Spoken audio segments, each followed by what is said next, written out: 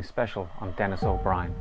If you were driving through Ireland 2 years ago at the height of the water movement, you may have seen people with placards outside topaz stations. Some people may have questioned why there were protests outside these specific petrol stations. Those petrol stations were owned by billionaire Denis O'Brien. In 2012, IBRC, formerly known as Anglo-Irish Bank, sold SiteServe to Denis O'Brien. GMC Sierra, the company that was installing water meters, was a subsidiary of SiteServe. SiteServe owed Anglo-Irish Bank €150 million. They wrote down 100 million of this. Denis O'Brien got SiteServe for 45 million. So not only did he get it on the cheap, but the company's debts were written off at the expense of the taxpayer. Denis O'Brien also used his control of the Irish media to push a line that was in favour of water charges. On the one hand, the man owned the company that was installing the water meters.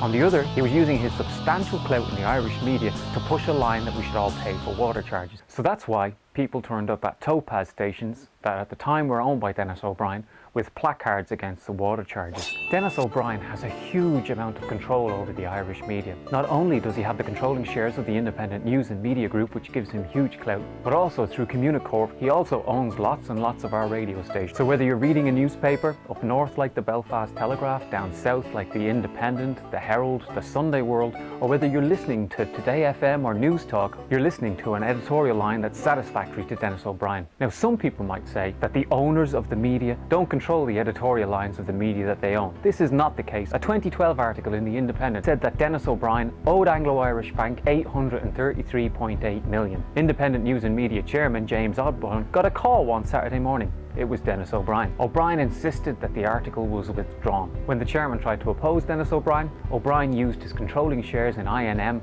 to vote him off the board.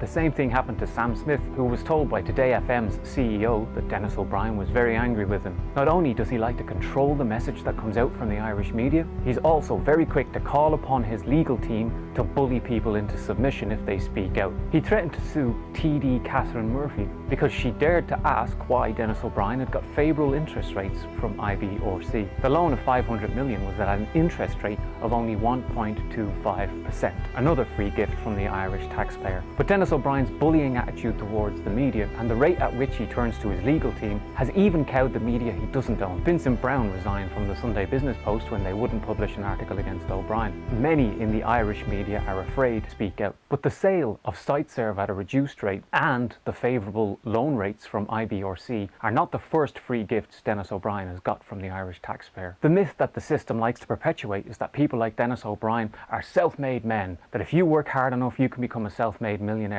When in fact, most studies show that class mobility is very limited, especially in Irish society. If you're born into the working class, you're more likely to die in the working class. If you're born into the elite, then you're more likely to remain a member of the elite. Denis O'Brien had a privileged childhood. His dad was the owner of Plus Vital, a horse medicine company. He went to the high school in Rathgar, a fee-paying school, where parents pay thousands a year to make sure that their children get the connections they need to live the life of a member of the establishment. O'Brien then went on to UCD, where one of his tutors said he wasn't the brightest. So how did this privileged son of a company owner who wasn't the brightest become a billionaire? Well, when he left UCD in 1982, he got a job with an aircraft leasing company, but that didn't really give him his fortune. His fortunes really came in the 1990s and on the back of bribing politicians. In 1991, he set up the ESAT Telecom Group.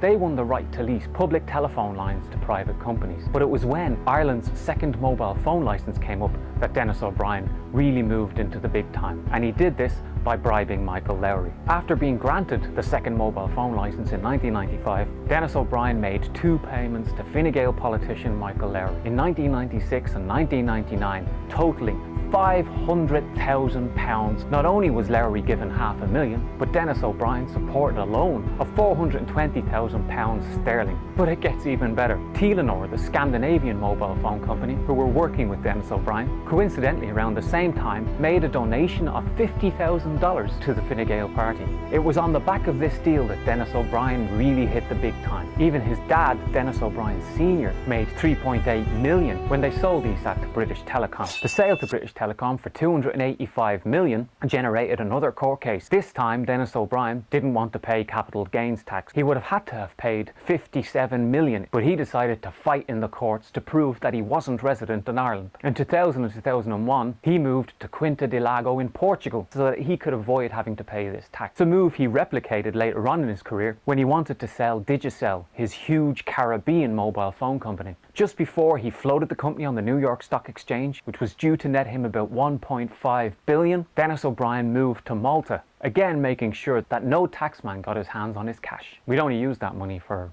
hospitals, houses. So far from being a self-made man, Denis O'Brien, like many members of the Irish rich, made his cash because he took handouts from the Irish taxpayer. And it's something that runs in the family. When Denis O'Brien sold BB Coffee and Muffins, about 100 outlets that sold coffee and cakes, he sold it to a consortium which included his nephew. Now the nephew got the funds for this 10 million sale from the state-owned Ireland Strategic Investment Fund. And the Strategic Investment Fund got the money from the Pension Reserve Fund. So yes, that was your pensions.